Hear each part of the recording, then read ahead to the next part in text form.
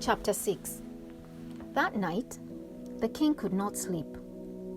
So one was commanded to bring the book of the records of the Chronicles, and they were read before the king. And it was found written that Mordecai had told of Bigthana and Teresh, two of the king's eunuchs, the doorkeepers who had sought to lay hands on King Ahasuerus. Then the king said, "What honor or dignity has been bestowed on Mordecai for this?" And the king's servants who attended him said, "Nothing has been done for him." Verse 4. So the king said, "Who is in the court?" Now Haman had just entered the outer court of the king's palace to suggest that the king hang Mordecai on the gallows that he had prepared for him. The king's servants said to him, "Haman is here, standing in the court." And the king said, "Let him come in." So Haman came in, and the king asked him, "What shall be done for the man whom the king delights to honor?" Now Haman thought in his heart, "Whom would the king delight to honor more than me?"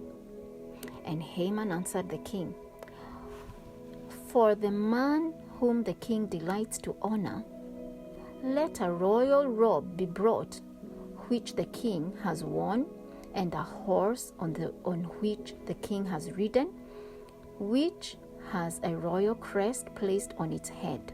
Then let his robe and horse be delivered to the hand of one of the king's most noble princes, that he may array the man whom the king delights to honor. Then parade him on horseback throughout the city square, and proclaim before him, 'Thus shall it be done to the man whom the king delights to honor.'" Verse 10. Then the king said to Haman, "Hurry, take the robe and the horse, as you have suggested, and do so for Mordecai the Jew who sits within the king's gate. Leave nothing undone of all that you have spoken." So Haman took the robe and the horse, arrayed Mordecai, and led him on horseback through the city square, and proclaimed before him, "Thus shall it be done to the man whom the king delights to honor."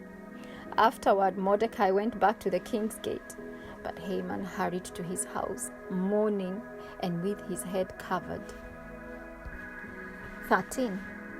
When Haman told his wife Zeresh and all his friends everything that had happened to him, his wise men and his wife Zeresh said to him, "If Mordecai, before whom you have begun to fall, is of Jewish descent, you will not prevail against him, but will surely fall before him."